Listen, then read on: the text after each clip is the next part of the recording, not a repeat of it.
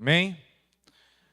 Vamos ler do verso 17 até o verso de número 25, que diz assim: Os presbíteros que fazem bem o seu trabalho devem receber honra redobrada, especialmente os que se dedicam arduamente à pregação e ao ensino.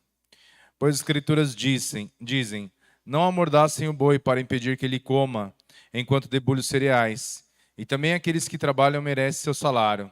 Não aceite acusação contra um presbítero, sem que seja confirmada por 2 ou 3 testemunhas. Aqueles que pecarem devem ser repreendidos diante de todos, o que servirá de forte advertência para os demais. Ordeno solenemente na presença de Deus e de Cristo Jesus e dos anjos eleitos que você obedeça a estas instruções sem tomar partido nem demonstrar favoritismo. Não se apresse a nomear um líder. Não participe dos pecados alheios. Mantenha-se puro. Não beba apenas água, uma vez que você fica doente com frequência.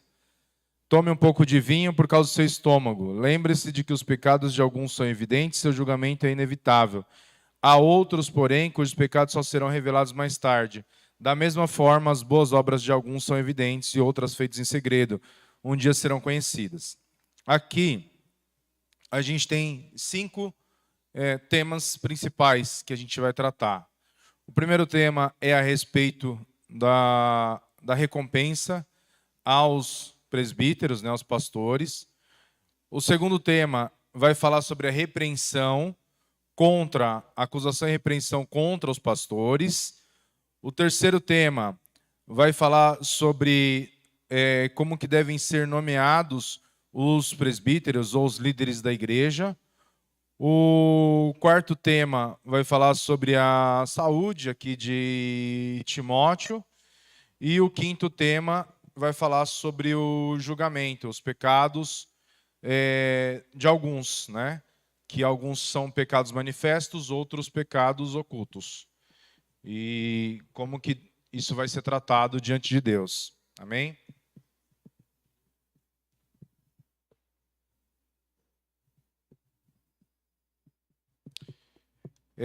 Então, a gente vai ver aqui que essa parte do texto vai tratar dos líderes. A gente falou aqui nos capítulos anteriores de uma série de grupos de pessoas aos quais Paulo orienta que Timóteo deveria se dirigir e como que Timóteo deveria se dirigir a esse grupo de pessoas. A gente falou dos homens, nós falamos dos homens, nós falamos das mulheres, nós falamos dos idosos, dos mais jovens, dos mais velhos, nós falamos das viúvas, e agora chegou a vez de falar dos pastores, né? Dos presbíteros, dos líderes da igreja. Então, Paulo começa aqui instruindo Timóteo a respeito da recompensa devida aos líderes da igreja, aos pastores da igreja. Aqui na nossa igreja, todo mundo sabe que nós não temos pastor que recebe salário. Nós não temos pastor comissionado, nenhum pastor aqui ele recebe salário da igreja. Quando foi mais ou menos no ano de 2012, se não me falha a memória, no ano de 2010 eu tive um problema muito grave na empresa, e quando aconteceu isso, eu tinha montado uma empresa de instalação de câmera e tudo começou a dar errado. Tudo que vocês puderem imaginar começou a dar errado. E começou assim, as coisas acontecerem assim, de um jeito que vocês não faziam ideia de como que era uma coisa que você tenta fazer e aquilo não dá certo. E naquela época eu senti Deus me chamando integralmente para o ministério. Eu senti um chamado de Deus para abraçar integralmente a obra. Isso deve ter sido por volta do ano de 2011, 2012. Talvez a Nicole possa lembrar um pouquinho melhor. Mas o que eu tenho na minha memória é mais ou menos essa época do ano. Essa época da minha vida, assim, nesse ano. Ano de 2011, ano de 2012. A gente tinha igreja aqui que era dividida. A minha sala era aqui no canto, aqui onde está a bateria, para quem não conhecia antes, né? A minha sala era aqui onde está a bateria, aqui tinha uma parede aqui que vinha aqui de ponta a ponta, com outras salas aqui na igreja. E eu chamei os pastores da igreja na época e eu falei para os pastores eu estava sentindo que Deus estava me chamando para o ministério e que a partir daquele dia eu ficaria integralmente na obra e que eu não ia mais trabalhar fora. Na ocasião, algumas pessoas que me apoiaram, né, entenderam, falaram, não, amém. E outras pessoas que eu entendo que eram as pessoas que mais se preocupavam comigo, mais me amavam, eles foram contra. Não por não acreditar que Deus pudesse fazer isso.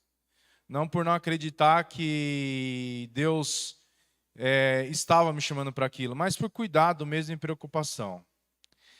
E aí, porque eu sempre trabalhei, né? Então, desde muito novo eu comecei a trabalhar. E eu sou formado desde o ano de 2003. Então, já era um profissional da minha área.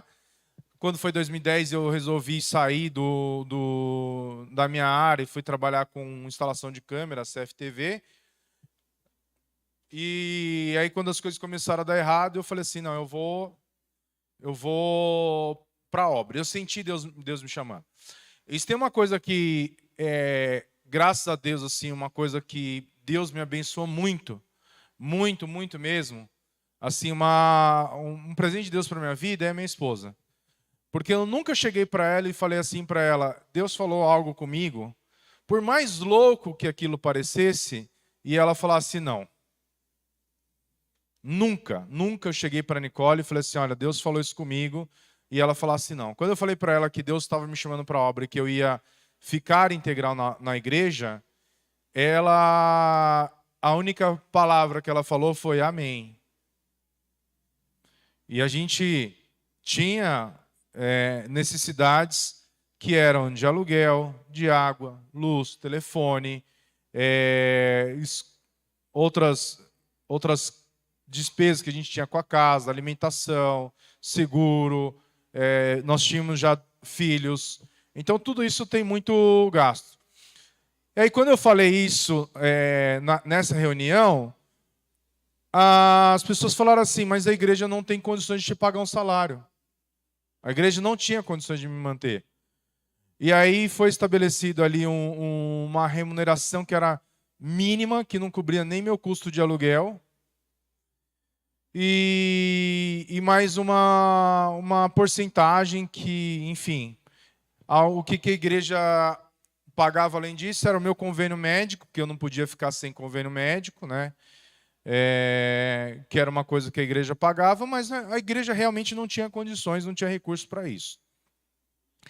E eu comecei a fazer as coisas na igreja. E essa época foi um período que a igreja teve um certo crescimento. A gente fazia muitas visitas à tarde, a gente tinha bastante trabalhos na igreja, atividades. E eu fiquei ali trabalhando na igreja durante o período. Eu não sei exatamente quanto tempo foi, se foi 1 ano, se foram um pouco mais de 1 ano, mas eu fiquei ali 1 ano aprendendo o que era depender de Deus. Eu comia porque Deus mandava comida em casa, eu me vestia porque Deus mandava roupa, eu pagava aluguel porque Deus mandava o dinheiro, e Deus não deixava faltar absolutamente nada. Nada. Mas isso não provinha do salário da igreja. Isso provinha de uma vida com dependência em Deus. Deus mandava tudo. E eu lembro que na época, para vocês terem ideia, eu sempre gostei de me vestir bem, né? Hoje, para vocês terem ideia, eu gasto menos com roupa do que eu gastava antes. Então, eu sempre gostei de usar terno. E eu, por ser muito gordo, na época era muito gordo, não tinha terno em qualquer loja. Não dava para... Fala, Lúcio. Hã? Tá bom.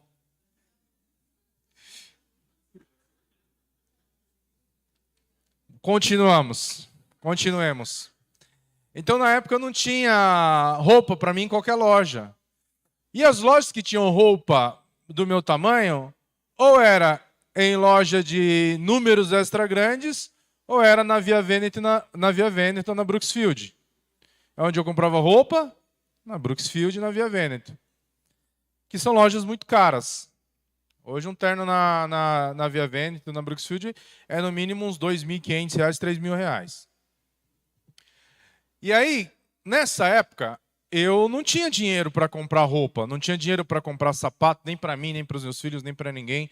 E se tem uma coisa assim que Deus sempre nos abençoou, é que eu acho que na minha vida eu devo ter comprado um pacote de fralda para o Daniel. Nunca comprei leite, nunca comprei fralda. Meu sogro sempre foi uma pessoa que sempre nos ajudou em relação a isso. Quando eu estava sem trabalhar, Deus sempre mandava comida em casa, alimento em casa, sempre. Deus sempre nos sustentou. Por que eu estou falando Deus? Porque não era a igreja que fazia isso. Era Deus que fazia. A igreja não tinha condições de fazê-lo. A igreja, quando eu falo igreja, eu não estou falando de pessoas, eu estou falando da instituição, não tinha condições de fazer isso. E várias vezes Deus me supriu necessidades e cuidados específicos. Por exemplo, nessa época, coisas que aconteciam. Alguém falava para mim assim, tem umas roupas para doar para você. A coisa mais difícil que tem é um gordo conseguir doar roupa para outro gordo. Porque geralmente quem é desse tamanho não passa necessidade. Então não é muito comum você ver doação de roupa de tamanho extra G.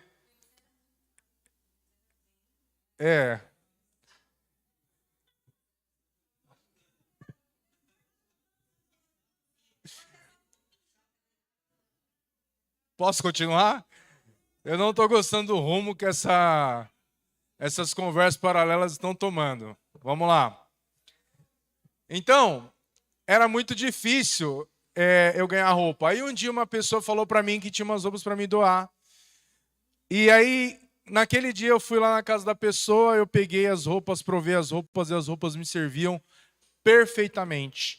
E as roupas eram da mesma marca de roupas que eu estava acostumado a usar quando eu tinha condições de usar, que eram roupas da Via Veneto. E aí, quando eu olhei para aquilo, era como se Deus estivesse falando assim, eu cuido de você nos mínimos detalhes. Era a assinatura de Deus. Deus dizendo assim, Deus, até quando eu dependia de Deus para me vestir, Deus não deixava de fazer menos por mim do que o mundo poderia fazer. Ou seja, servir a Deus é servir um patrão muito melhor do que qualquer patrão que o mundo pode te oferecer. O cuidado de Deus era desse jeito. Aí um dia eu tinha vontade de comer alguma coisa, saía do culto, nosso culto era à noite, saía do culto, às vezes eu tinha que subir a pé. Foi um período que aconteceu de tudo, não vou contar o testemunho dessa parte da minha vida, mas eu subi a pé lá para ir para Elisa Maria. E quem conheceu lá o Elisa Maria sabe como que era lá em cima, lá, o funk, a bagunça, tudo. E às vezes eu saía da igreja, a Júlia era pequenininha, de colo, o Daniel era pequeno também. E a gente tinha que subir andando lá para o Elisa Maria, porque não passava carro lá. Não adiantava nem falar, pega carona com o irmão, porque não passa carro. Eu não sei como que é hoje lá, mas não deve ser muito diferente. E aí, quando às vezes eu chegava no caminho e falava assim, poxa, eu tô com vontade de comer uma pizza. Hoje, graças a Deus, se eu tiver com vontade de comer uma pizza, eu vou comer. Tipo, não preciso... consigo comprar. Não é uma coisa que hoje eu tenha esse tipo de necessidade. Mas nessa época eu não tinha condições nem de comprar uma pizza. E quando eu ia para casa, subia no caminho de casa, eu falava com a Nicole no caminho, falava, poxa... Estava com vontade de comer uma pizza hoje. Mas a gente não tinha condições de ir para casa. Quando chegava em casa, dava alguns minutos, buzinava.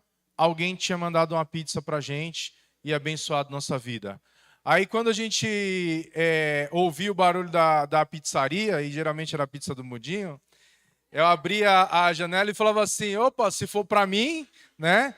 Aí falava brincando, e era. E isso era uma coisa assim também do cuidado de Deus. Eu sentia vontade de comer picanha, porque crente tem vontade de comer picanha também, não tem? E aí alguém ia levar uma compra em casa e chegava lá, abria a sacola, no meio da sacola, uma picanha. E a pessoa falava assim, que quando ela estava passando com as compras no caixa, Deus falava para ela, vai lá e volta e pega uma picanha para o meu servo. Glória a Deus, aleluia. Deus é bom o tempo todo. Então são coisas que aconteceram na minha vida nesse período de dependência de Deus. Outro episódio também que é muito interessante de falar, que uma das pessoas assim que me ajudaram muito a gente foi meu sogro. Agora imagine o seguinte, meu sogro não era cristão. Ver o marido da filha dele sem trabalhar por opção. Ou seja, não é uma coisa que o cara está desempregado porque não tem trabalho. Como que um pai vê a filha nessa situação e enxerga a situação? Eu morria de vergonha, era uma das situações mais constrangedoras para mim. Quando meu sogro chegava com compra em casa, eu tinha vontade de me esconder embaixo da cama, de tanta vergonha que eu tinha. Porque a minha família, as pessoas que estavam comigo na igreja, entendiam o que estava acontecendo na minha vida. Mas para uma pessoa que não é cristã, aquilo não fazia sentido nenhum. E eu tinha muita vergonha. E quando ele levava a compra em casa, a gente agradecia tudo até hoje. Eu sou muito grato a Deus pela vida do meu sogro e peço a Deus para que Deus o conserve com vida e que a bênção do evangelho possa alcançar a vida dele, que o salve, porque é uma pessoa assim que eu tenho assim mais absoluta estima de todas as pessoas que eu conheço, porque é uma pessoa assim que eu amo demais. Não só pelo que ele fez pela minha família, mas pelo cuidado e carinho que ele tem pela Nicole e pelos nossos filhos até hoje. E nessa ocasião, um dia, ele falou assim para mim, falou assim para a Nicole, ele ligou para a Nicole tinha aberto o armário, eu já contei isso algumas vezes para vocês aqui na igreja, umas 50 vezes, vocês vão ouvir hoje a 51ª vez, para vocês saberem que Deus faz isso. Quando a Nicole abriu o armário, eu estava sentado no sofá e a porta da cozinha ficava aqui. A Nicole veio, ela apareceu assim na porta da cozinha e ela falou assim, não tem nada em casa. Eu acho que e falou assim, o arroz só dá para hoje, o café só dá para hoje. E eu falei assim para ela, falei, Nicole, Deus nos sustentou até hoje e vai continuar sustentando. E ela entrou para a cozinha. Na mesma hora o telefone tocou e era o pai dela. O pai dela falou assim, eu não sei o que vocês vão fazer hoje, eu não sei o que vocês vão fazer esse mês, se a mãe e o pai do Felipe podem ajudar, se outra pessoa pode ajudar, mas a gente não tem condições, eu não tenho condições de ajudar vocês esse mês. Talvez uma tentativa de falar, ver se o encostado aí, o vagabundo se mexe, né? Porque tá difícil, né? Aí, quando ele falou isso, a Nicole atendeu com o olho cheio de lágrima, ela voltou e falou assim, era o meu pai. Ele falou que não vai conseguir ajudar a gente esse mês. E ela triste, eu falei para ela assim, Deus nos sustentou até hoje e vai continuar sustentando. Na mesma hora o telefone tocou de novo e era uma pessoa que ela falou assim, eu estou no mercado, vou fazer uma compra para vocês, fala o que você está precisando. Aí a Nicole falou meia dúzia de coisas, eu falei para ela, Nicole, se a pessoa está falando para você, fala o que está precisando, fala o que está precisando, pede direito. A pessoa está querendo abençoar a nossa vida, deixa Deus usar. Aí, na hora, assim, ela voltou e ela falou de novo, né, o que tinha acontecido, que a pessoa tinha ligado, e eu glorifiquei a Deus naquele momento e falei assim para ela, Deus tem cuidado de nós. Na mesma hora, Deus falou ao meu coração, a sua confiança não tem que estar no seu sogro, a sua confiança não tem que estar na sua família, a sua confiança tem que estar em mim. Muitas vezes nós precisamos entender que a nossa confiança não pode estar em pessoas, não pode estar em situações. Porque da mesma forma que Deus permite abrir uma porta, Deus fecha uma porta. Essa semana, a Bianca estava falando aqui o testemunho no nosso encontro de casais. Eu lembrei, a gente está passando por uma situação na nossa vida, na nossa empresa, que o nosso principal cliente a gente não sabe se vai receber. O nosso maior cliente da Chocolate Verde a gente não sabe se vai receber. Porque, está na televisão e tudo. Eles estão devendo muito e estão pedindo negociação judicial. E eu falei para ela, a nossa dependência nunca esteve nesse cliente, a nossa dependência está em Deus. A gente tem que ser colocado à prova o tempo todo, porque a nossa dependência tem que estar 100% em Deus. Porque Deus nunca vai abrir uma porta, fechar uma porta sem que Deus tenha aberto outra porta. Muitas vezes o que Deus está querendo nos ensinar é ter uma vida total de dependência nele, mas a gente quer depender do salário, a gente quer depender do benefício, a gente quer depender do dinheiro na conta no dia certo, e às vezes Deus quer que a gente aprenda a depender dele. A nação de Israel chegou no momento que eles falaram assim, é melhor depender da comida do Egito, pelo menos a comida tem, do que depender da provisão de Deus, que a gente sabe que hoje tem e não sabe se vai ter amanhã. Olha o que eles falam. Eles preferem voltar para o Egito do que depender da provisão de Deus no dia seguinte. Confiar em Deus é muito difícil. É muito difícil. Só quem aqui já trabalhou numa empresa que está falindo, está atrasando salário, que sabe o que é você chegar no dia de receber e não saber se vai receber. É muito difícil. Você trabalha o mês inteiro e quando chega no dia de receber, você fala, ai, será que vai cair? Será que não vai? Atrasa um dia, 2 dias. Rapidinho, eu sou ansioso. Se eu trabalhar numa empresa, a empresa atrasar salário 2 dias, no mesmo mês eu estou mandando um currículo para outro lugar. Eu ainda falo pro pessoal, o último apaga a luz, estou indo.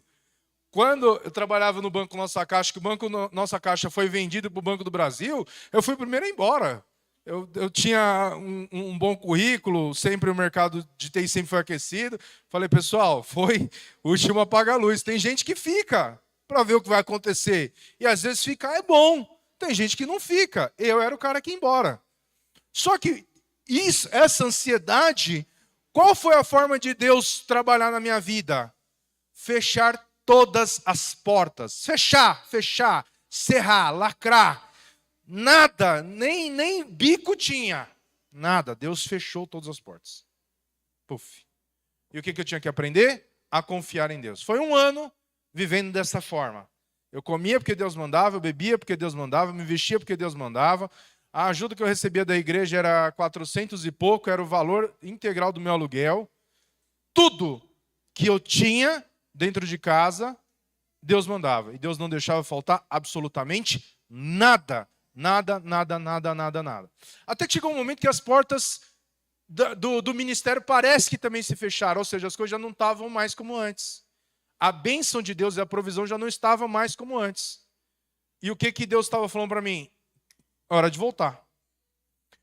E eu trouxe uma pessoa para vir pregar na igreja, e essa pessoa veio pregar na igreja, uma mulher de Deus, muito usada por Deus, eu vi ela poucas vezes, a irmã Ruth. E eu cheguei na hora de levar ela embora, conversei com ela e falei para ela o que estava acontecendo, pedi para ela orar por mim. E ela falou assim, você vai fazer o que Deus está mandando você fazer? Eu falei, vou. Você vai obedecer? Vou, porque assim, para mim obedecer era continuar integral na obra, integral na igreja. E o meu sacrifício, na minha cabeça, era esse. Eu sabia que eu tinha que voltar a trabalhar, porque era a coisa mais óbvia a se fazer. A coisa mais óbvia a se fazer era voltar a trabalhar. E só que, ao mesmo tempo, eu achava que se eu voltasse a trabalhar, eu estaria pecando contra Deus. E quando eu pedi essa orientação para ela falou assim para mim, você vai fazer o que Deus falar? Falei, vou. Pensar assim, Deus vai falar para eu continuar na igreja, para eu não voltar a trabalhar, que esse é o difícil que eu tenho que fazer, e eu vou ficar firme ali. Ela falou assim, é para você voltar a trabalhar. Na hora aquilo bateu com um choque, assim, foi muito pesado para mim, porque eu jamais esperaria que Deus falasse aquilo para mim. E eu falei, amém. Foi muito difícil, muito difícil. Não porque eu não queria voltar, eu tinha muito medo de estar desobedecendo a Deus. Só que Deus tinha um jeito muito peculiar de tratar comigo. E o que aconteceu nesse dia? Eu fiz 3 entrevistas, atualizei o currículo, fiz 3 entrevistas. E eu passei nas 3 entrevistas no mesmo dia. No mesmo dia. Ou seja, quando Deus abre a porta, Ele não abre, Ele escancara. Mas quando Deus fecha, Ele fecha de um jeito que a sua permanência seja impossível. Não importa o quanto você tente, o quanto você bata, o que você faça. Deus fechou a porta. A mesma coisa acontece quando Deus abre. O que aconteceu? Era o ano de 2013, então, recapitulando, isso foi de 2012 para 2013. Eu comecei a trabalhar nessa empresa. Em 2014, eu montei a Chocolate Verde. Em 2014, eu voltei a trabalhar com meu pai, fui trabalhar na TA. E de lá para cá, Deus tem me feito prosperar, Deus tem me abençoado. Só que qual que é o grande ponto? O que Paulo está dizendo? Fala assim que não se pode atar a boca do boi enquanto ele debulha o trigo. Então, o que isso significa? Que o animal, quem fazia o trabalho pesado ali na lavoura, era o boi. Então, havia ali duas pedras redondas grandes, uma embaixo, uma em cima, em que era jogado ali todo aquele trigo, e era amarrado o boi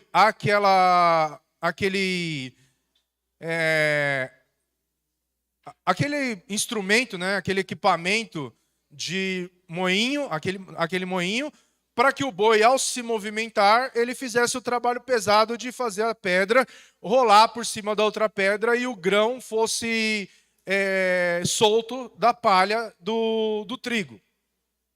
Só que o que acontecia? Muitas pessoas, eles faziam o quê? Eles atavam a boca do boi enquanto o boi debulhava o trigo para que o boi não comesse o trigo. Era uma forma de preservar o trigo, que o trigo não fosse comido pelo animal, enquanto o animal estava trabalhando. E há uma recomendação bíblica dizendo que não se pode atar a boca do boi enquanto debulha. Só que por que Deus expressa isso na sua palavra? Era do boi que Deus estava falando? Paulo vai dizer que não. Paulo vai dizer que ele estava falando de um grupo de pessoas que eram aqueles que trabalhavam na obra de Deus. Inicialmente os levitas, depois vai falar Paulo em 1 Coríntios capítulo 9, Paulo fala sobre isso, e também em 1 Timóteo capítulo 5, do 17 ao diante, também Paulo vai falar sobre isso. Quem são esses que fazem um trabalho pesado? São os bois, que são os obreiros da igreja, são os presbíteros da igreja, os pastores da igreja, que estão ali trabalhando em prol da obra. O que ele está falando? Que o trabalhador, ele é digno do seu salário, que esse trabalhador, ele tem que receber uma recompensa. Esse trabalhador, ele tem que ser recompensado por isso. Imagine o seguinte, eu moro numa casa que é grande, relativamente grande, uma casa que é relativamente boa. Eu tenho um carro que é relativamente bom, um carro novo, um carro acima do padrão médio, eu tenho um carro legal. Se eu chegasse em qualquer lugar hoje e eu falasse assim, alguém visse meu carro, a minha casa, e falasse assim, o que você faz? E eu falasse para a pessoa assim, eu sou empresário. Alguém diria alguma coisa em relação a isso? Sim ou não? Não. Mas e se eu falasse, eu sou pastor?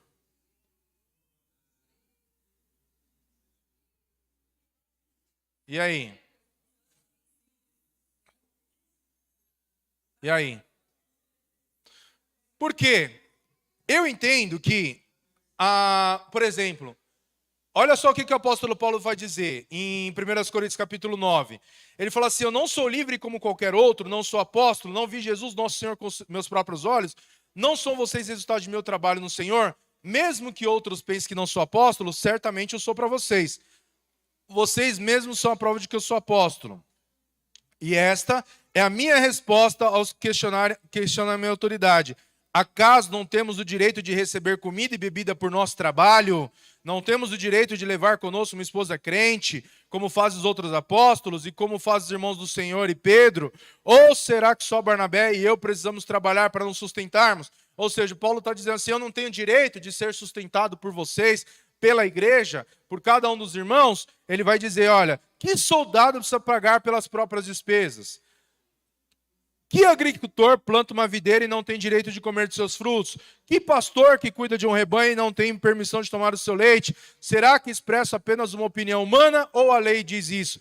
Pois está escrito na lei de Moisés, não amordaçem o boi para impedir que ele coma enquanto trilha os cereais.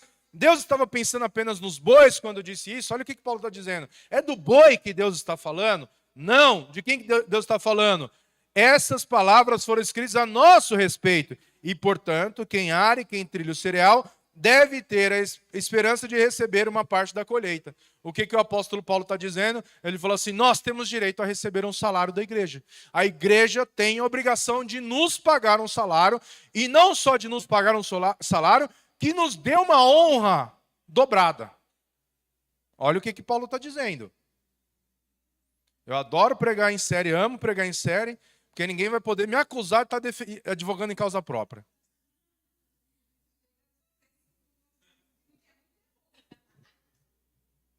E aí, o apóstolo Paulo, ele está falando de quem que ele está dizendo, é do boi? Ele fala, não, de nós.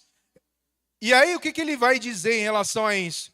Que ele abriu mão desse direito. Imagina o seguinte, se hoje eu resolvesse viver da obra, a igreja teria obrigação de me sustentar.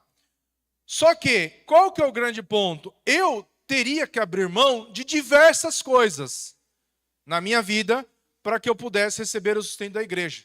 Como que funciona isso? Dois erros muito crassos, dois erros muito claros.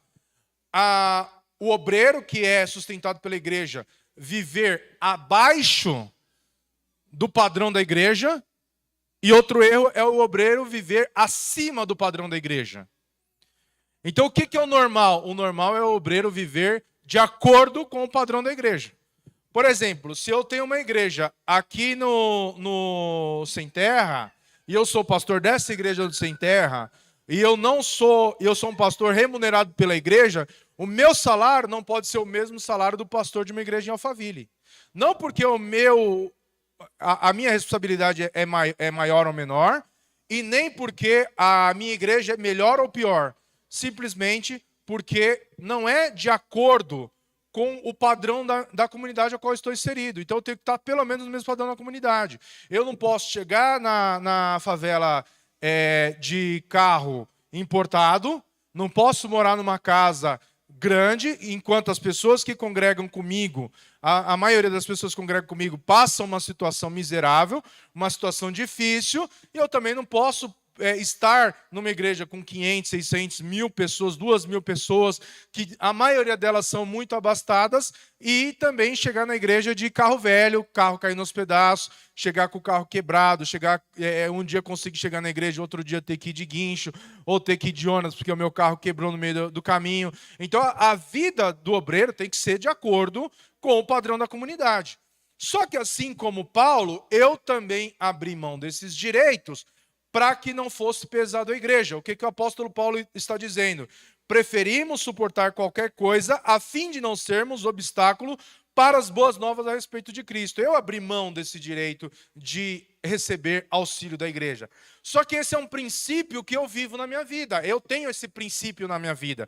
Qualquer pessoa que eu sei que é um obreiro que vive daquilo, que é uma pessoa que ela é chamada pelo evangelho para cumprir aquele chamado, na minha vida, eu procuro honrar essa pessoa de forma digna. O que é isso? Às vezes a gente conhece uma pessoa que é uma pessoa de oração, é uma pessoa de Deus, é uma pessoa que quando você tem uma dor de barriga, tem um problema, você vai lá e chama aquela pessoa para orar. Igual eu tenho alguns amigos, algumas pessoas próximas, que quando o negócio aperta, eu falo que eu chamo a Liga da Justiça, tem um grupo que é daqui da igreja, e tem uns irmãos que são de fora, falam, vamos lá orar lá que o negócio está feio. Essas pessoas nunca me pediram R$1, nunca me cobraram R$1, nunca condicionaram nada. Mas quando saem comigo, a gente come bem. Depois eu oferto das minhas finanças pessoais, do meu bolso, eu dou uma oferta para essa pessoa. Eu abençoo a vida dessa pessoa. Quando eu faço alguma coisa, quero fazer alguma coisa que seja para honrar a pessoa, eu faço. Ou seja, eu guardo esse princípio para a minha vida. Hoje a gente tem aqui na igreja, a maioria dos obreiros da igreja hoje estão fazendo seminário. E por que a igreja paga? Vocês sabem por quê? Porque esse é o princípio que Paulo ensinou, que a igreja deve ser responsável pelos seus líderes. E a igreja deveria fazer muito mais do que tem feito. Muito mais.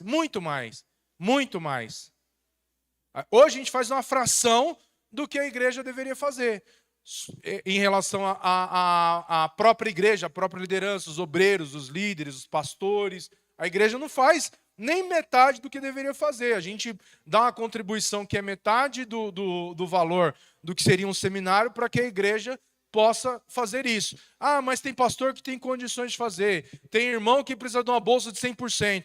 A gente pode fazer 50% para todas as pessoas que querem fazer, e é uma forma da igreja reconhecer e honrar essas pessoas, então é o que a igreja tem feito. Poderia fazer 100%? Ainda não. Se pudesse, com certeza, eu como pastor, eu faria isso, por entender que esse é um princípio bíblico. Ou seja, eu não posso atar a boca ao boi enquanto ele debulha. Eu tenho que honrar a liderança da igreja, eu tenho que honrar os pastores da igreja. Só que eu como pastor, eu faço isso. E eu não faço para mim, eu faço para a igreja. Eu faço para os outros pastores, para os outros obreiros. Só que essa recomendação é de baixo para cima. Ou seja, quem tem que ter essa visão não é o pastor em relação aos outros pastores, mas os membros em relação aos seus pastores. A tratar bem, a honrar, é isso que a Bíblia fala. A Bíblia vai falar, olha, os presbíteros que fazem bem o seu trabalho devem receber honra dobrada, especialmente os que se dedicam arduamente à pregação e ensino. Pois as Escrituras dizem, não amordacem o boi para impedir que ele coma enquanto debulha os cereais. Aqueles que trabalham são dignos e merecem o seu salário. O que isso significa? Significa que a igreja tem que ter um olhar atento para os seus pastores, para a liderança da igreja. Não é só oração, não é só ligar para quando tem oração. Ah, tem um churrasco, vou chamar o pastor. Chama o pastor. Não precisa ser eu, não estou pedindo para você me chamar, não. Hoje, irmãos, sinceridade, ontem eu estava conversando com a Nicole e a gente estava falando, ontem eu saí de casa, às 7 horas da manhã mais ou menos, fui para a loja, saí da loja correndo, fui para casa, tomei um banho, dormi 40 minutos, vim para cá, dei aula, voltei para casa. Acreditem, eu estava estudando para a semana a palavra errada. O texto que eu estava estudando era outro texto, não era nem o texto de hoje. De tão aéreo. E eu falei para a Nicole, eu falei, Ni, eu sei que se eu fizesse uma coisa só, eu ia conseguir servir melhor a igreja. Eu ia conseguir me dedicar mais à igreja. Mas eu não consigo. Eu tenho que trabalhar. Eu tenho que cuidar dos negócios. Eu tenho que cuidar da nossa família. Eu tenho que cuidar de você. Eu tenho que cuidar da igreja. É muito difícil. É muito difícil. Às vezes chegar aqui e saber que eu poderia ter preparado uma aula melhor, ter preparado uma pregação melhor, ter preparado algo para a minha família que fosse melhor. Mas a gente tem feito o nosso melhor com as ferramentas que Deus nos deu. E não é fácil. Não é fácil. E às vezes o que você recebe como recompensa disso é cobrança e pancada. A gente, como pastor, tem que se preocupar com toda a igreja. As pessoas que não vieram à igreja hoje são alvo da nossa preocupação. A gente, como pastor, a gente sabe que como uma pessoa está de acordo com o lugar que ela senta no banco. Como ela chega na igreja, se ela chega sempre com o marido de mão dada e aí de repente o marido veio atrás, a esposa veio na frente, o marido sentou num lugar, a esposa no outro. Tem casal que a gente sabe que não está bem aqui porque no dia do encontro de casais, um estava sentado num lugar, outro estava sentado no outro, enquanto todos os outros casais estavam juntos. O que é isso? É pastorear a igreja. É preocupação com a igreja. É cuidado com a igreja. E muita coisa passa despercebida pela gente ainda. E o que passa despercebido, a gente é cobrado. Mas e a honra? E o cuidado? E a preocupação? Será que não somos dignos de receber essa atenção da igreja também? De saber que a igreja... Eu não estou pedindo dinheiro para vocês, não. Graças a Deus, uma coisa que Deus tem nos abençoado é não ser pesado a igreja. A igreja precisa sim das suas finanças, a igreja precisa sim dos seus recursos, a igreja precisa sim... Eu chego e olho cada semestre mais 5 pessoas no Betel, mais 5 pessoas no Betel, mais 5 pessoas no Betel. Eu só falo amém, glória a Deus. Como vai pagar a gente não sabe. Mas a gente sabe que isso está revertendo em quê? Em qualidade, em benefício, em maturidade para a igreja. Daqui a 6 anos não vai ser 2 pastores que são teólogos, a gente vai ter 20 teólogos, 10 teólogos, 20 seminaristas, 30 seminaristas. O que é isso? Isso é para a glória de Deus. A igreja vai crescer, mais pessoas estão vindo, mais pessoas precisam dessa atenção, desse cuidado, e que Deus possa ser glorificado nisso. Amém? A gente vai continuar essa pregação na semana que vem. Tá? Porque eram 5 tópicos, a gente ficou em um só, e glória a Deus por isso. Que Deus possa falar mais aos vossos corações. Eu quero pedir para alguma pessoa que não seja um dos pastores para orar pelos pastores.